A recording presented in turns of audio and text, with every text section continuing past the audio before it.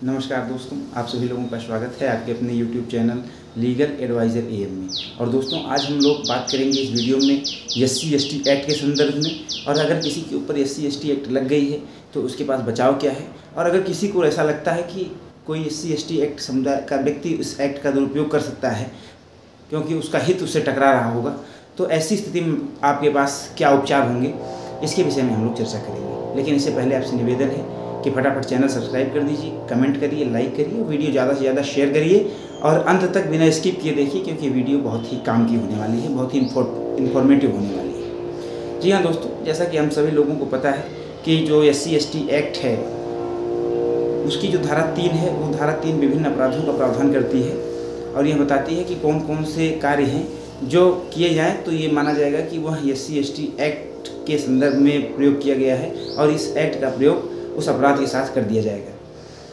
लेकिन आज हम लोग इसमें बात करने वाले हैं उन अपराधों की नहीं, बल्कि अगर मान लीजिए कि SC/ST एक्ट की धारा 3 के किसी सब क्लॉज का प्रयोग आपके विरुद्ध हो चुका है, या आपको लगता है कि ऐसा हो सकता है कि आपके घर के आसपास SC/ST लोग रहते हैं, या आपकी ज़मीन के पास किसी SC/ST की ज़मीन है, या किसी अन्य प्रकार से किसी SC/ST का हित आपके हित से टकरा रहा होगा, तो ऐसी स्थिति में ऐसा हो सकता है भविष्य में कि वह आपके ऊपर SC/ST का मुकदमा कर दे। तो आपके पास क्या उपचार उपलब्ध होते हैं उसकी बात करेंगे। सबसे पहले ये कि अगर लगा नहीं है और आपको लगता है लग सकता है, तो जब भी आपको ऐसा लगे कि आपके ऊपर लग सकता है, आपका किसी से विवाद हुआ, हाथापाई हुई या मौखिक रूप से कोई विवाद हुआ किसी SC/ST समुदाय के व्यक्ति से, तो आप तत्काल प्रभाव से जैसे ही वो विवाद पूरा हो, पहली बात तो 112 नंबर पर फ़ोन कर दीजिए कि ऐसा ऐसा हुआ है, और उसमें स्पष्ट रूप से मेंशन करिए कि SC/ST समुदाय का होने के नाते वह व्यक्ति जबरन SC/ST लगवाने की धमकी देता है और SC/ST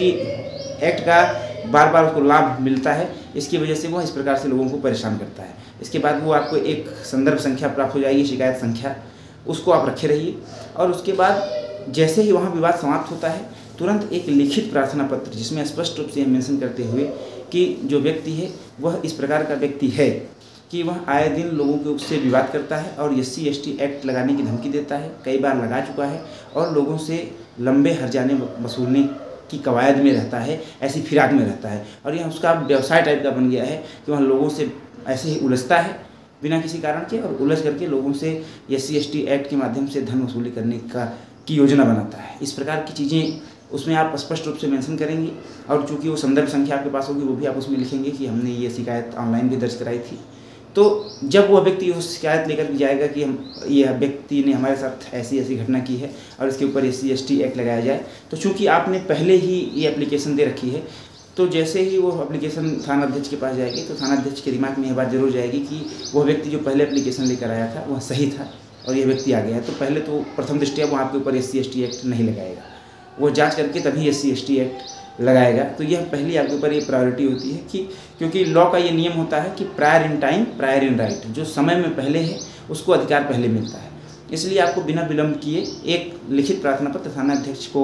संबोधित करते हुए वहाँ दे देना चाहिए कि ऐसा हमारे साथ हो सकता है, ताकि भविष्य में जैसे ही वो घटना हो थानाध्यक्ष उस एप्लीकेशन के आधार पर आपको उन कार्रवाइयों से बचा सके।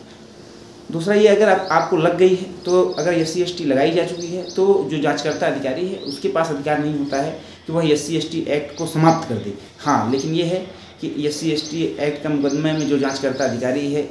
उसको आप समझा बुझा सकते हैं, उसको वीडियो प्रस्तुत कर सकते हैं, उसको यह स्पष्ट कर सकते हैं कि जो इसने कहा है कि कोई जात सूचक शब्द का प्रयोग या इसलिए इससे युद्ध हुआ क्योंकि वह SC/ST समुदाय का है, ऐसा कोई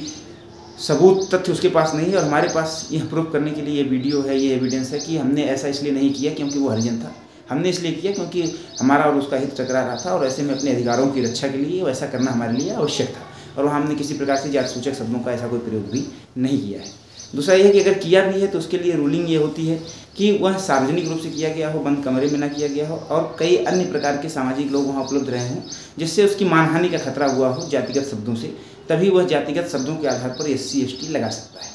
तो ये है, पहला ये है कि आप एप्लीकेशन मूव करके लगने से बचा सकते हैं। दूसरा ये है कि अगर लग चुकी है तो आप जांचकर्ता अधिकारी के साथ बातचीत करके उसको अपने पक्ष में एविडेंस दे करके चार्जशीट में यह मेंशन करा सकते हैं कि जो SC/ST एक्ट इसमें लगाया गया है प्रथम दृष्टया ऐसा जांच में प्राप्त हुआ है कि वैसी कोई घटना नहीं घटी है जिससे SC/ST एक्ट लगाया जाए। अतः न्यायालय इस विषय पर ध्यान देगा कि SC/ST एक्ट चलाना है या नहीं चलाना है। धन्यवाद।